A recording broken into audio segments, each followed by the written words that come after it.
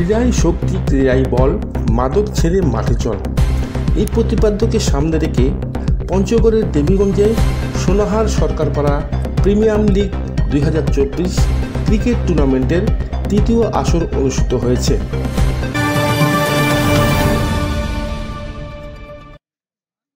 রবিবার বিকালে উপজেলার সোনাহার মহাবিদ্যালয় মাঠে প্রধান অতিথি হিসাবে টুর্নামেন্টের শুভ উদ্বোধন ঘোষণা করেন দেবীগঞ্জ সদর ইউনিয়ন পরিষদের চেয়ারম্যান আশরাফুল আলম এমু।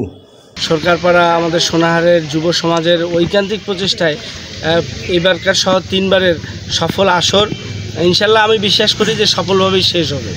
মাহে রমজানের পবিত্রতা রক্ষা করে তোমরা খেলাগুলো চালাবে, এটা আমি তোমাদের কাছে অনুরোধ জানাবো। আর যারা মুসলিম আছো অবশ্যই এই খেলার জন্য যেন তোমাদের রোজার বিঘ্ন না ঘটে, কারণ এই রোজা তুমি যদি সারা জীবন নফল রোজা করো এই মাহে রমজানের একটা রোজার সমতুল্য হবে না। সবাই ভালো থাকো, সুস্থ থাকো। আসসালামু আলাইকুম রহমতুল্লাহ বরকাতুহু এবং আদাব। জয় বাংলা, জয় বঙ্গবন্ধু। এবং আজকের খেলার শুভ উদ্বোধন ঘোষণা করলাম। স্মৃতি ক্রিকেট টুর্নামেন্ট 2024 যে পার্টিসিপেট করেছে সোনাহার সরকারপাড়া একাদশ, কিন্তু প্রথমবার কিন্তু ধারাভাষ্যকার সালেমান আলীর সঞ্চালনায় দেবীগঞ্জ সদর ইউনিয়ন আওয়ামী লীগের সভাপতি আব্দুর রাজ্জাক দুলালের সভাপতিত্বে অতিথি হিসাবে সোনারাই মহাবিদ্যালয়ের অধ্যক্ষ শরীফুল ইসলাম, অধিনায়ক মাহবুব ইসলাম, লিমন ইসলাম, সংগঠক নাজমুল আলম, আতিকুর রহমান, সাইফুল ইসলাম, মজিবুল ইসলাম প্রমুখ বক্তব্য রাখেন। উক্ত টুর্নামেন্টে মা ডিজিটাল স্কেল এবং আলোকিত সরকারপাড়া টিম অংশগ্রহণ করেন।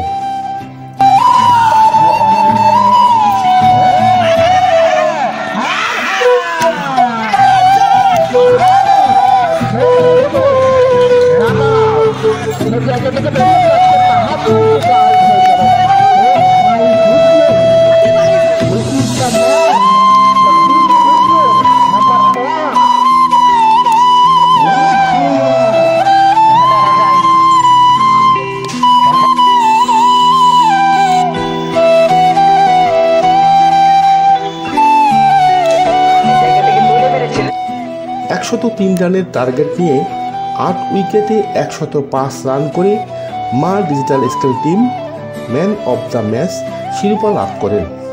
শেষে সেরা খেলোয়াড় এবং বিজয়ীদের মাঝে পুরস্কার বিতরণ করা হয়। আমাদের প্লেয়ারগুলো যেরকম পারফরমেন্স করে আর কি আমার জানা মতে আসলে সেরকম দিতে পারেনি, এজন্য হয়তো অল্প রানের মধ্যে আমাদের রিস্ক উঠে গেছে।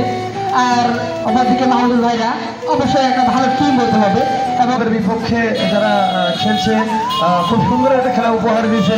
আসলে খেলায় তো হার জিত থাকবে, হার জিত আছে বলেই খেলা এত সুন্দর হয়। তো আমি আমার যেটা ছিল যে আসলে আমার সেরা আমি পুরোপুরি দিতে পারি নাই, দেখা যাচ্ছে যে ব্যাটিংয়ে রান আউট হয়েছি। তো ইনশাআল্লাহ সামনের ম্যাচে আরও ভালো কিছু দেওয়ার চেষ্টা করবো। আনিসুর রহমান মালিক, শালকিন নিউজ, ডোমারি নীলফামারী।